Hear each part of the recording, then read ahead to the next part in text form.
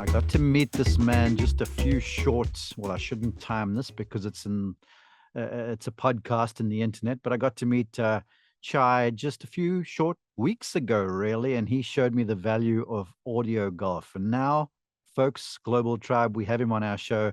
Is Chia Chou. Welcome. How are you doing? You back in Austria, I understand. Yes, great to be here, Mark. Thanks for the invitation. Yes, well, I'm back in Austria, and it's much colder than it was in Florida 2 weeks ago. Yeah, and when you were with me in Columbus, it was the chilliest day we had had, and I was frigid, and you didn't look like you were that uncomfortable whatsoever. No, it was wonderful. It's beautiful, though. Well, speaking of beautiful, my experience was tremendous. And that's why I wanted to introduce you to our global audience because, I'm here for golf instruction. I'm here to help golfers get better. And what I experienced with you was honestly groundbreaking. So before we get into the material, I want to introduce you, please, Chai, to all of our listeners and our viewers, and they can watch this on YouTube. Tell us a little bit about you. Tell us your journey, because I thought that was fascinating. How you went from being a classical pianist, I believe, all the way to now where you're in golf instruction. Well, it's a very strange story. It starts back already about more than 40 years ago. I'm from Toronto. I grew up in a family of doctors, and basically, my mom made me play piano when I was a kid, All right. which, yeah, like many people do. They have to take piano lessons, and yeah, I just sort of went along with it. I wasn't, as a kid, crazy about it. But when I was 16, suddenly got fascinated with classical music, and I had this dream of becoming an international renowned concert pianist, a All right. classical concert pianist. Mhm. And so I went to the country at that time, which I thought had the highest level of classical music. I went to West Germany. At the time, there still was a West Germany. Um, I went to West Germany and entered a major music academy when I was 17. And after about 2 months, I realized I discovered two factors that were probably going to cause me problems getting to the top. And the first factor was everybody I met was more talented than I was. All right. And the second factor was everybody I met was better trained than I was. So this was kind of depressing, and it was clear that from 7 8 hours a day practicing, it wasn't going to get me past these people in front of me because they were practicing 7 8 hours a day too, Sure. and they were already further trained. I mean, the training advantage they had on me was just frightening. All right. And so I realized quickly I have only two alternatives. I quit and go back home to Toronto, which my mom would have loved. She wanted me to become a doctor anyway. All right. And B, I find a shortcut. So basically, began looking for solutions to I will basically, instead of solving a technical problem by practicing for 3 months, I find a way of solving the problem in 10 to 15 minutes. Okay. That that was it. And like, by the way, I resolved on this course out of sheer desperation because I just didn't have the training and talent to do this. And every golfer who's listening now is like 10 to 15 minutes, sheer desperation. You're like, now their ears have perked up. I mean, language. Well, anyway, without going into details, I began really searching for a shortcut or shortcuts. Hmm. And we have in the international music, international classical scene, we also have major competitions, major tournaments. All right. And one of these big competitions that comes every 4 years is the Sydney International Piano Competition, held in Sydney in the Opera House.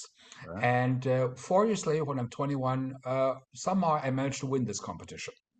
Okay, With your and this is shortcut, one right? only with shortcuts. There would have been no other way.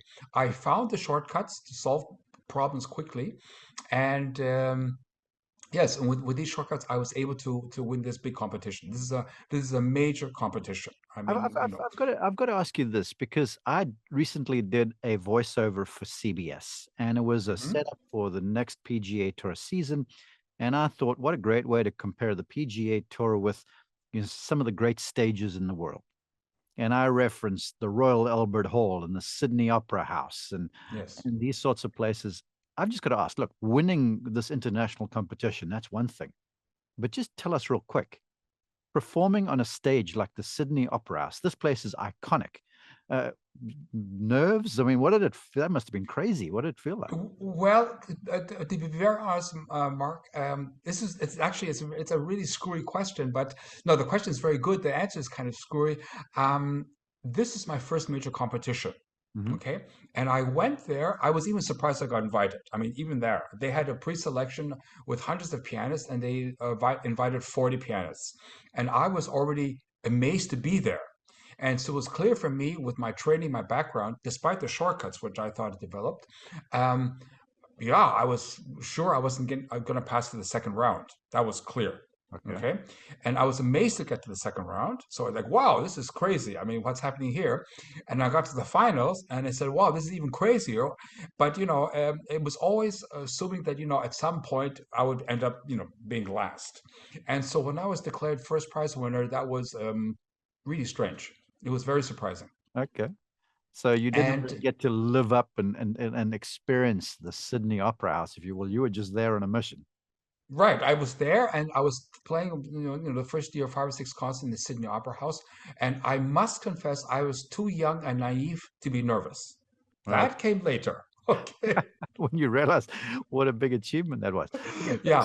you've done that. Now you've got the shortcuts. Now let's fast forward. Then you're like, right, well, suddenly sport comes along and becomes a part of your life. It's still a bit more time between that. As a classical musician, and unlike in your industry in golf, it's enough to win one big tournament once. That's enough. Mhm. Okay, it's like saying, okay, you're a film director and you win once the Oscar. Yeah. Okay, you don't have to win it five times in a row. Okay, Okay. once is certainly enough, and my whole career was based on this. And I've been professor at a major music academy in Austria for the past 15, 16 years. And I pass these shortcuts on to my students, and it works. Okay, I have students in the biggest orchestras in Austria, in Germany, in the Netherlands, um, and this really works. And Must be the best professor around because just about every student I know, I'm a former golf coach, college golf coach, they're looking for the cliff notes, they're looking for the shortcuts, and they come take your classes, and you essentially just help them to find their best a little easier. Yes, that's basically it. I think it's very, very helpful. I know it was for me, and for my students, it seems to work as well. Hmm. And about 7 years ago, I was called up by a dear friend of mine. She was actually my physiotherapist, and she says, "Hey, Chai, you gotta come out tonight. You have to meet my new boyfriend. He's running a marathon tonight, and I want you to meet him." All So right. anyway, so I said, "Okay, great." So anyway, this gentleman, his name is Mark. I met him that evening for the first time, and when he was running the marathon, I was, having with his girlfriend. We're having a chat, catching up, and Mark was originally at the end of the tournament, at the end of this meet, he was fifth or sixth, I don't remember exactly, from about 700 runners, and he comes off, and I was thought he would be really amazed and really proud of his achievement. But he comes off and goes, "Oh, at mile 14, I was too fast. I lost my rhythm at mile 21," and he was going, just complaining and disappointed. And I found this quite sympathetic because my best kids are the same. That they play an hour perfectly on stage, make two tiny mistakes which nobody will hear, and Yeah. come off stage really disappointed. Hmm. And so I said to you, Mark, just spontaneously, Mark, it's too bad you're not a cellist or pianist or violinist. I can show you techniques how you can play faster, quickly, without practicing a lot. I can show you these techniques. They're shortcuts. But you're a marathon runner, and I don't know anything about marathon running. And I was going to change the subject, and this gentleman said to me, "Try, tell me, what would you tell me if I were a cellist or a pianist?" And wow, that was kind of a strange thought, Hmm. applying a classical music shortcut to an athlete. All right. So we decided to meet a week later. He was already warmed up. He had a special GPS watch that runners have. I didn't know they had these things. And we decided to test it on 1 kilometer. And he runs off. I'm beside him on a bike. He's running a kilometer. I'm trying to keep up. He's just a marathon, but he was really fast, I thought. Yeah. And he ran a kilometer, which is 0.63 miles, if I Yeah. got this right. He ran a kilometer in 3 minutes and 20 seconds. All right. And I gave him, I said, okay, well, if you are a pianist, I would tell you to think this sound pattern. So I gave him this sound pattern. It took me about 10 seconds to explain it. I mean, Okay. you've experienced the Mark, Yeah, I experienced that. we, Yeah. we, we practiced it together for about 20 seconds, Mm-hmm. and he runs back. And he crosses the finish line. And I said to him, yeah, did it help? And he says, yes, I'm faster. And I said, how much? And he goes, 18 seconds. That's crazy. It, That is yeah, massive in running. Just it's 80. no, It's a it's crazy. He'd gone from 3 minutes 20, 3 minutes 2 seconds. And by the way, a strange fact of which I like to add here: life is really strange. Mark's father was an Olympic athlete. He represented Austria twice at the Olympic Games in cross country skiing. And he was there later nominated to be the national trainer for the cross country skiing team, the national skiing team. And when Mark told me he'd gone from 3 minutes 20 to 3 minutes 2 seconds in about 3 minutes, his father said, completely impossible. He said, I just don't believe it. Okay, so we had that backup right there. I mean, Mark had to convince his father. We eventually convinced his father because I gave him a sound pattern for cross country skiing, and it Yeah. helped him a lot too. Wow, crazy. And then that morphs into through different sports and eventually to golf. And here we are. Yes. We've got Yes, audio here we golf. are. Here we All are. right. Well, like I said, I was about 5 years ago. I was holding a running seminar in Berlin, and this gentleman came up to me, JJ. You've met him now. Yeah. He Mm-hmm. comes up to me and say, "Hey, would this work in golf?" And I say, "I have no idea. I assume so. It's worked for tennis, discus throwing, everything else. I guess it would." And so we tested it for a year, and here we are, Mark. Crazy. And I got to tell you, and I'm not one to quickly endorse golf improvement stuff because golf is such a fickle sport. Mhm.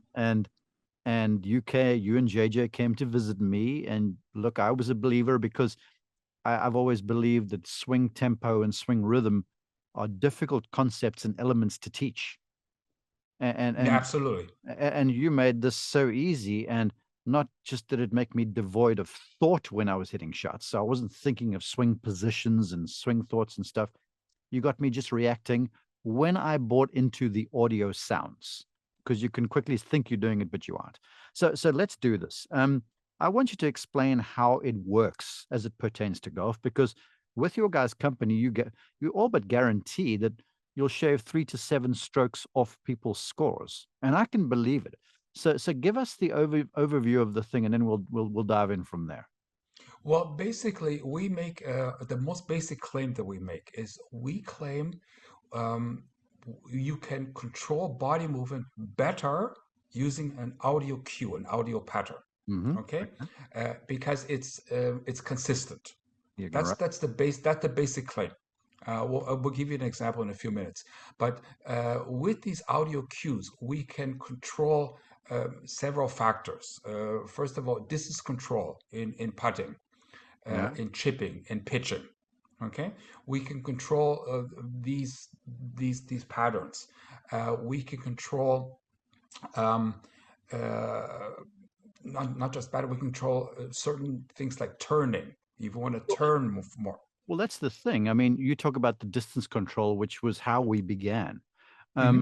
Then you looked at me and you helped out a young man that I'd been teaching who had struggled distance control wise on the greens.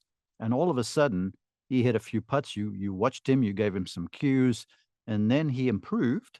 I saw Hmm. consistency. And so I said to him, "What do you feel?" And he looked at me and he goes, "I feel like a kid again." It was Because lovely. It yeah, was yeah, beautiful. because you know us grown-ups, right? We make everything cerebral.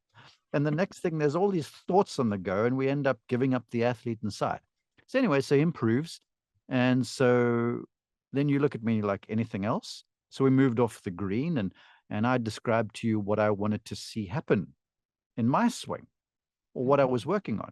And you watched me do it, and then you just changed little cues and you allowed me to pinpoint movements. So essentially you called it a marker.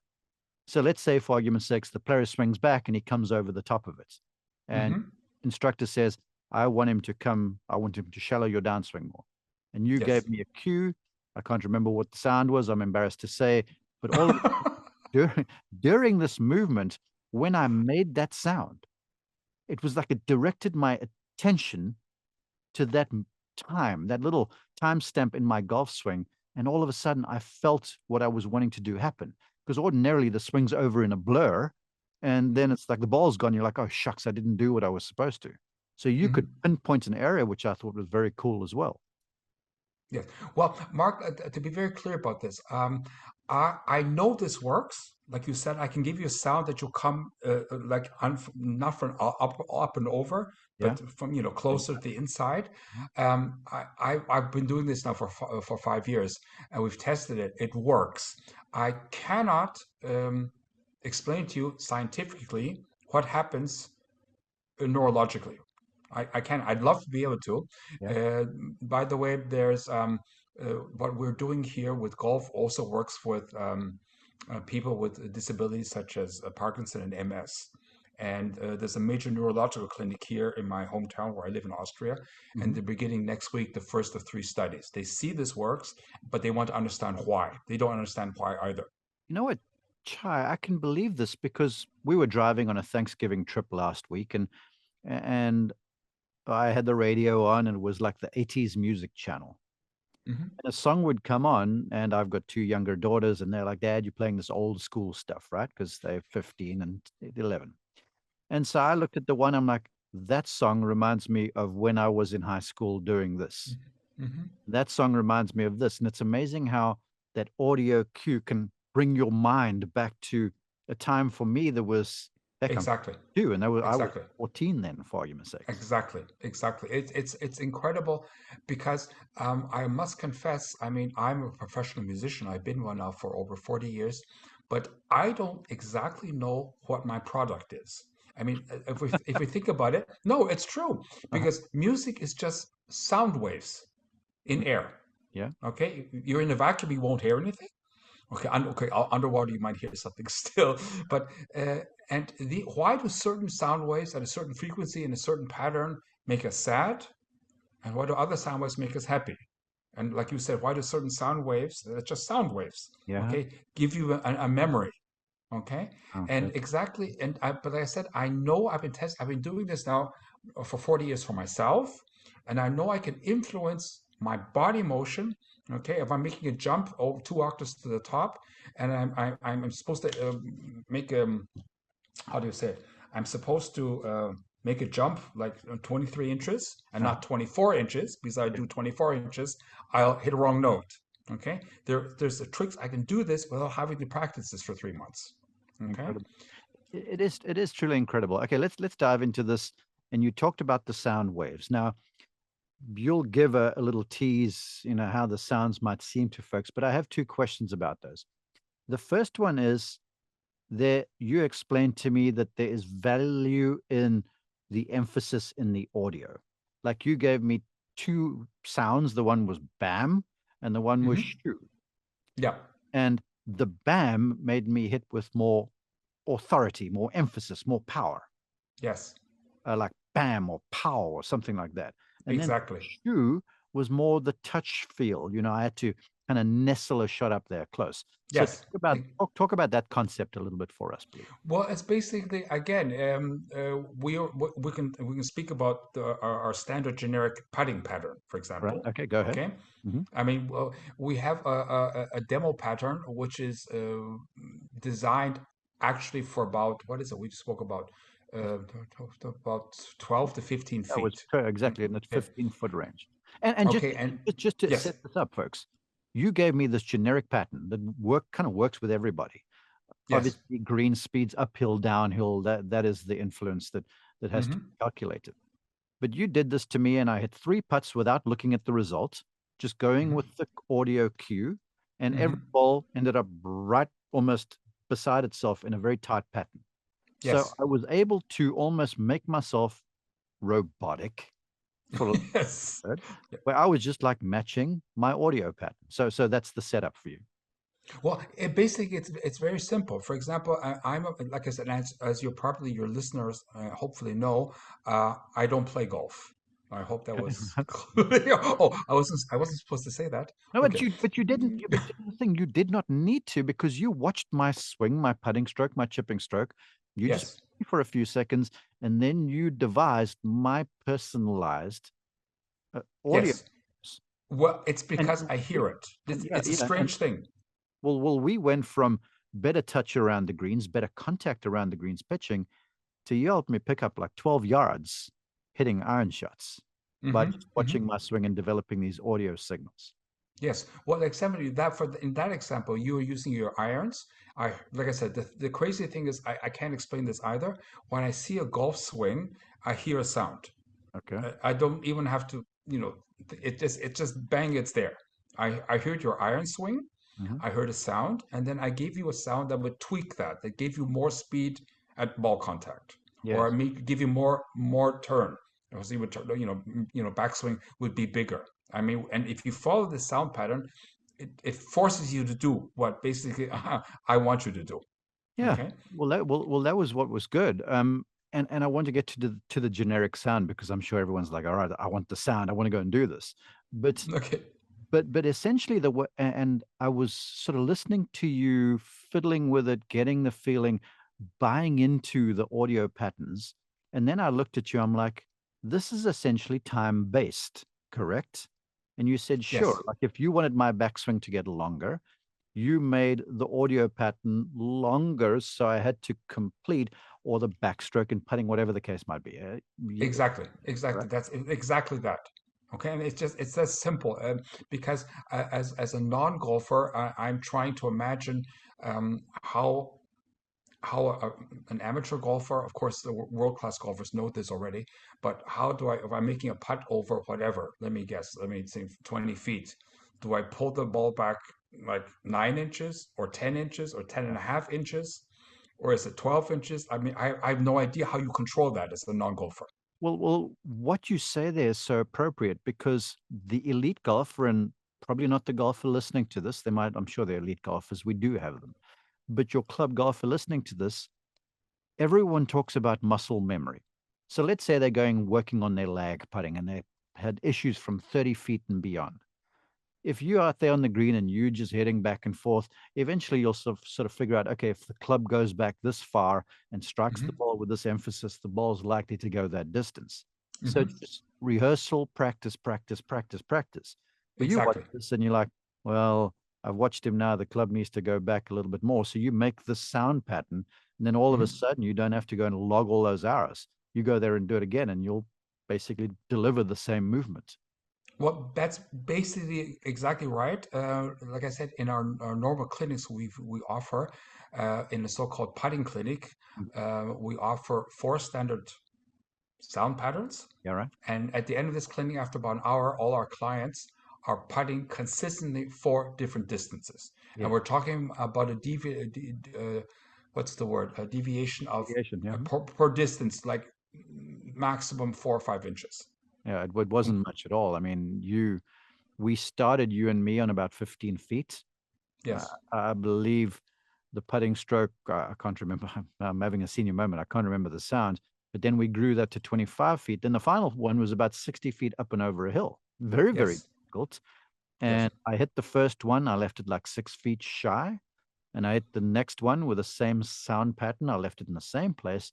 Then you changed one audio cue and I hit the ball about 6 feet farther and three in a row to the same place. It was mind numbing to me how you did it.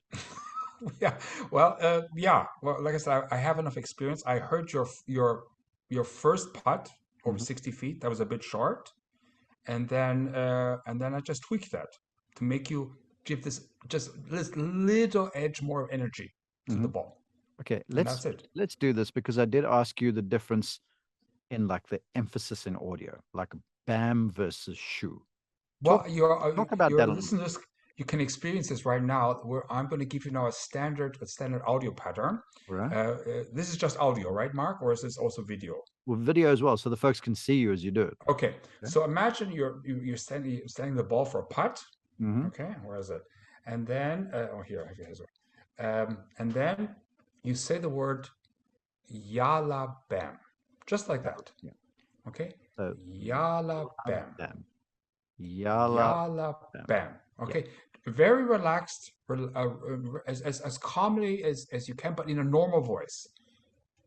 Yala bam. And bam is contact. Mm-hmm. Yala is back. Yala bam. Mm-hmm. And not yala bam, Yeah. Yeah. not yala bam, Mm-hmm. but yala bam. And you can try this, and most people will get a very consistent putt. The difference might differ. Some people might have 12 feet, some people might have 13 feet, but the idea is after you've done this for about 3 minutes, you should have 4 or 5 balls very, very close to each other. I do want to emphasize this.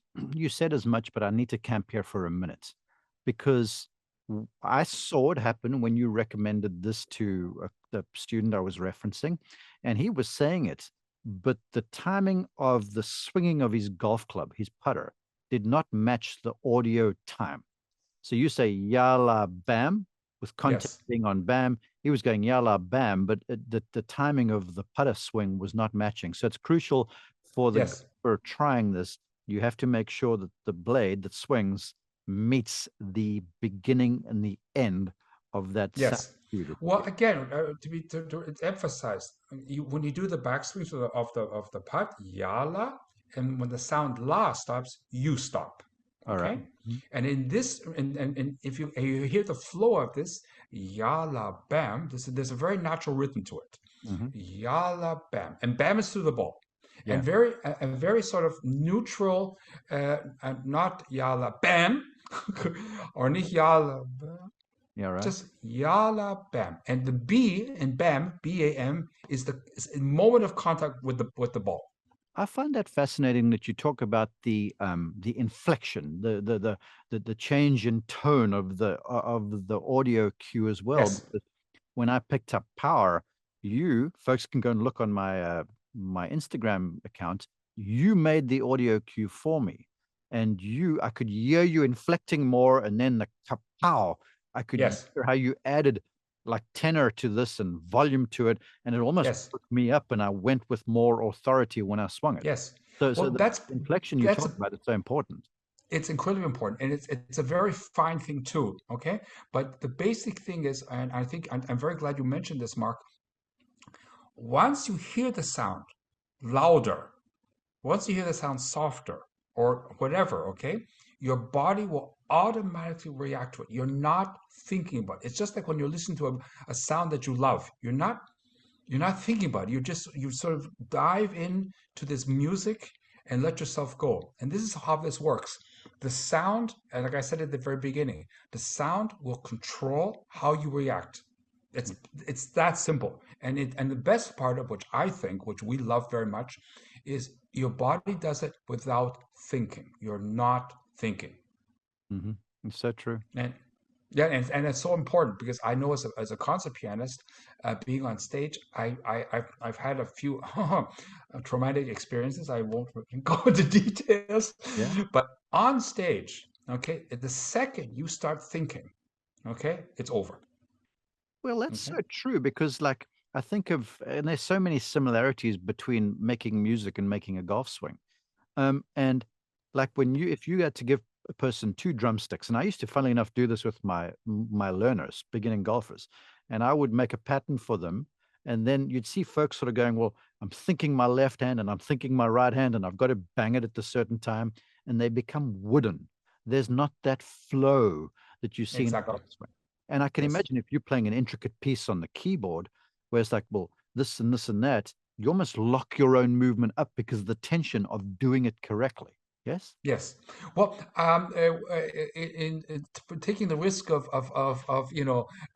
riling up all your neurologists in your Uh-huh. audience, Uh-huh. I mean, there's this, as I've been explained, we have this classical left brain, right brain Mm, sort of separation, yeah. where left brain is responsible for logic, mathematics, rational thinking, and but the right brain, which is far, far, far more powerful, which is responsible for innovation, emotions, and creativity.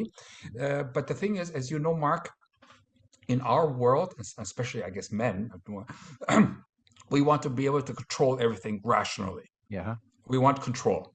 But the fact is that if we let go, okay, and let our right brain take over, okay, it's much, much better. It's much more effective.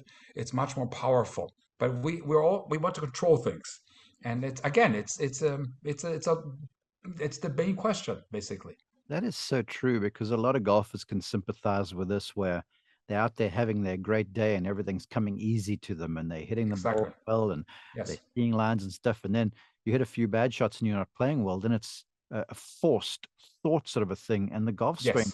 is Yes. hardly ever forced or thought because this is it's a timed movement.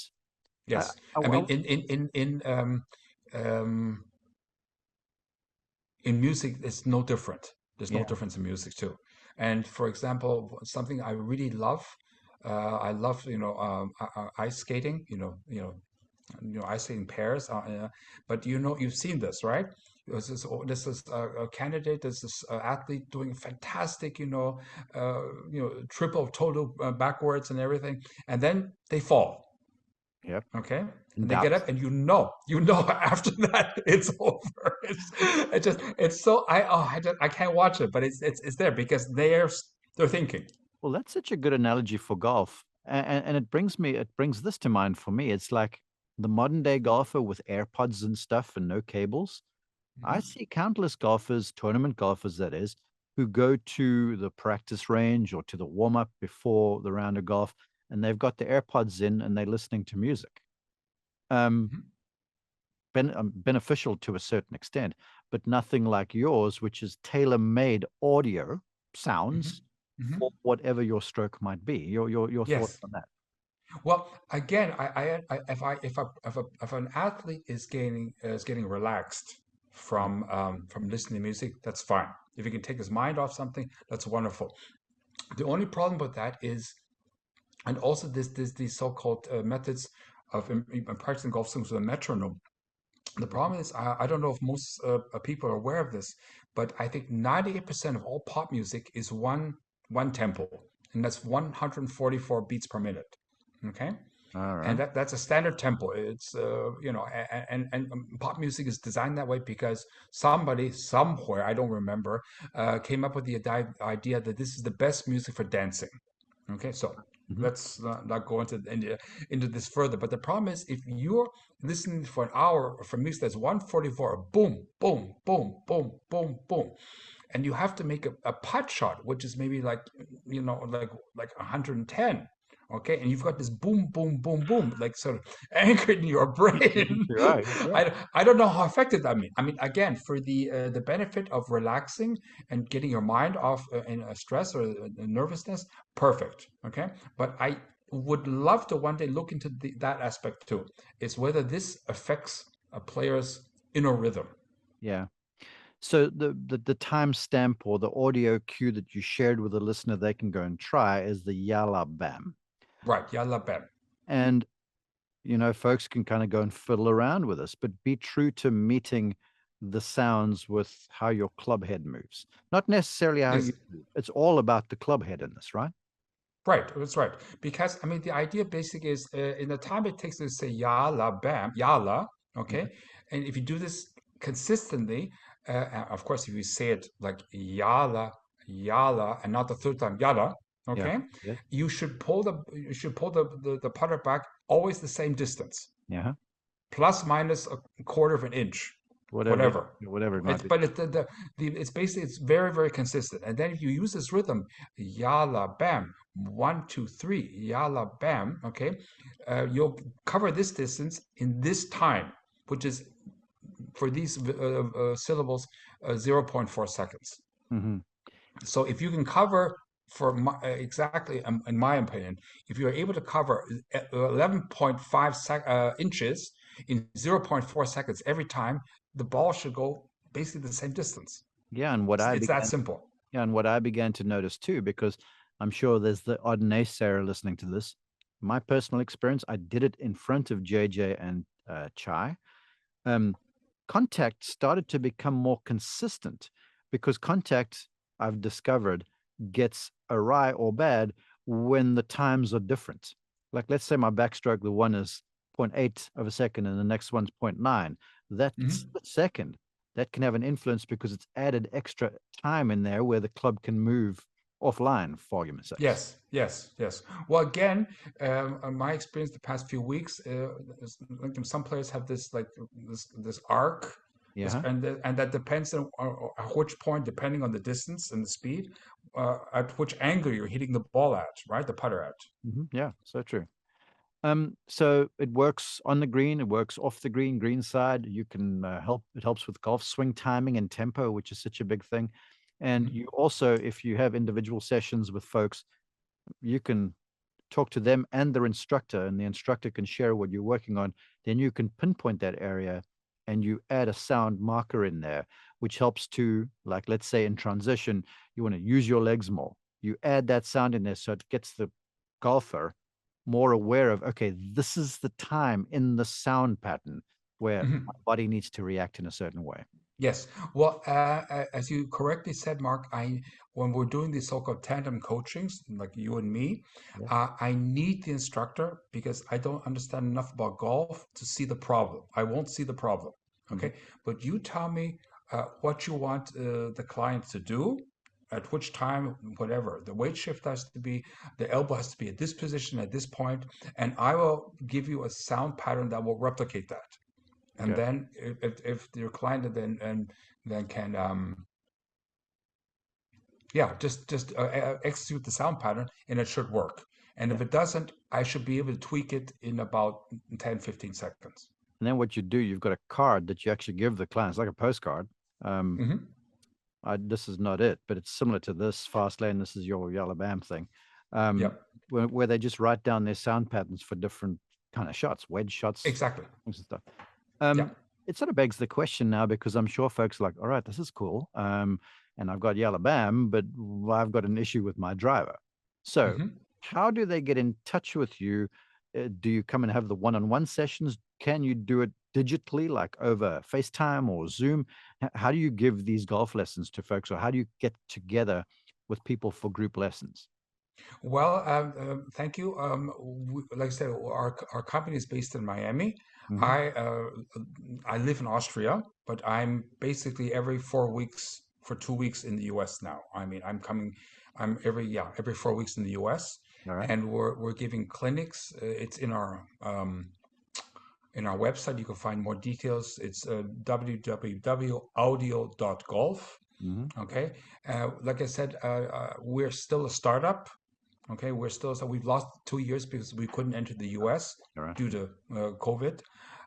But we're starting up, and it's the word's getting out, and we're having a great time. FaceTime, Zoom, I found that it is.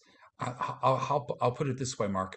If I'm standing beside a client, I can guarantee that it's going to work. Yes. Okay. If Understood. I'm doing this on Zoom, I can't do that. I can maybe say, okay, I can be successful in 80% of the cases, but there are many, many times I've seen working with golfers that I need to be aware of sometimes very intricate and very minimal details. Okay. I had a golfer the other day. She was doing a backswing, and for some reason, at the end of this backswing, uh, just at the transition, she was looking to the left. Just her eyes were just flickering to Oh, the really? to the Okay. Yeah. okay. And then I gave her a sound that she wouldn't do that, but I would never catch that like on a Yes. video camera. So it's minutia, really. So essentially, for the global folks, I'm sorry if you're listening to this from Argentina or Australia, wherever, it's not available unless they come see you or unless they come to the United States. Am I summarizing that Yes, correctly? yes, yes. The website is available. It's audiogolf.com. No, Um, it's audio.golf. audio.golf, forgive me. And then in terms of social media, do you have that sort of stuff? Can folks follow you guys on Instagram or Twitter? Do you have that up and running? I must confess, I think we have I think we have an Instagram account. I know we do. All right. I'm not in any way related with that part of our business, but there is an Instagram account. Okay, I've got to ask this because you're essentially the talent behind this. I've met JJ. He's a lovely man, great athlete in his own right. but he doesn't. You're the guy, right? You're the audio guy. Mm, Is for the future, I guess, because there's only one Chia Chow. Will you be training instructors? Can you do that sort of a thing, or is this something that would you'd find? yes. Well, we're training instructors already. We're beginning to train instructors. We can train instructors to do these clinics. All right. Okay, I mean, well, putting clinic, 4 different sound patterns. Okay, and our instructors will be able to do that. I don't have to do that. They're going to be trained to be able to pass on these 4 different sound patterns and then tweak them if necessary. All right. Okay, there has Mm-hmm. to be small adjustments made for it, so that every client has his 4 consistent distances and the chipping as well. At the moment, I think I'm the only person who can do these so-called tandem coachings. Yeah. Okay, it's yeah, I'm really hoping to be able to meet someone soon Mm-hmm. that I can sort of grab and hire as a secondary a second master coach, so to speak. Exactly. I'm looking. I've got my ears and eyes open, and if anybody thinks they're up to this, please contact us. Reach We're out. looking for you. I want to put a bow on the conversation and let you comment with this. As human beings, and I'm very holistic in my instruction. I believe there's more to it than just your hands and your feet. Your spirit, mind, soul, emotions, all this sort of stuff. And we sensory beings, so we see, we hear, we smell, we taste, and we feel. Hmm. In golf, you see and you can Hmm. feel. You don't taste, Hmm. you don't smell. A lot of folks, they have this audio weapon available, but they are numb to it. It hasn't Hmm. been highlighted in their world. And I Hmm. shared the story with you, dear friend. He's been on the show, Hall of Fame golfer Ernie Els. He's got enviable swing rhythm. And I asked him one day about it, and he said, Mark, it's easy. I just go one start back, two top, three contacts. I count one, two, three. It's almost like a waltz. Hmm. Swing matches that no matter the club. And you looked at me like, that sort of makes a lot of sense. So Yes. a lot of folks aren't audio inclined, but they need to be if they want to get the most out of themselves. Yes. Again, I think why this is so effective, my opinion, is that again you said about the different senses. I think when we see something, okay, uh, I, I I'm driving a car and and 40 feet in front of me on the highway, I see red lights, brake lights from the car in front of me. Yeah. Okay, they've done enough tests on this. How much time does it take for the brain to see the light, to register, oh, this brakes, okay, Uh-huh. and I have to go to the brake, okay, and I'm convinced that an audio signal, okay, will be received and executed much faster Yes, because audio is not a conscious thing. Again, this is like I said, what is music? How does sound affect us? And I think this is a very very fascinating thing that I think science should look into more. But I think that's why I think audio has the advantage over visual.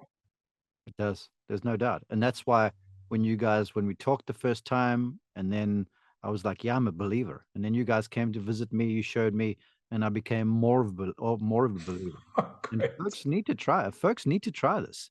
Any golfer who's been struggling with the yips or something like that, you guys can cure those sorts of situations or at least you can, and your certified instructors to because the yip is an involuntary reaction and Yes, hasty yes. swing. Again, to very fair, we can fix putting yips or in chipping yips in 70 to 80% of cases, but it's not 100%. Okay, Okay, well, I yeah, have a yeah, but theory. here's the thing. I'm a golf instructor since 1996, Hmm. and there's just certain cases of the yips that it's gotten so ingrained that the golfer essentially loses mental control. But if Hmm. you're having 70 to 80% success rate, you are doing way better than most the lion's share of golf instructors. Yes, again, I have a personal theory about what yips is. Yeah. Okay, my personal theory is again because the statistics. There's practically no beginner golfer, okay, that has yips. Yeah, it's There's yeah. no golfer with a 35 handicap that has yips. No, And statistically, the better you get, the higher you get as in your golfing level, statistically, the bigger the chances you'll catch it. Okay, so, sounds so like I, what? catch it. Yeah, sounds like it's a bad disease. It really is. Well, actually it is because it just comes up on you. It just grabs you. I mean, and I think like as I've heard, in all cases that I've heard about this, the yips doesn't sneak up on you. It's there one day. Yeah, exactly. It's one day it's there. Hmm. Okay, and it never goes away. And like my personal theory about that is it's a discrepancy between what we call muscle memory, Yeah. what your body sees. Oh, this is a 20-foot putt. I know how to do this. Okay, but your brain says I'm going to do this, and Yes. the muscle is getting two different signals at the same time. All Okay, right. Hmm. and that's my theory. Okay, I would love to be able to prove it one day, and and yeah, that's the theory. And to overcome that, there's an audio trick.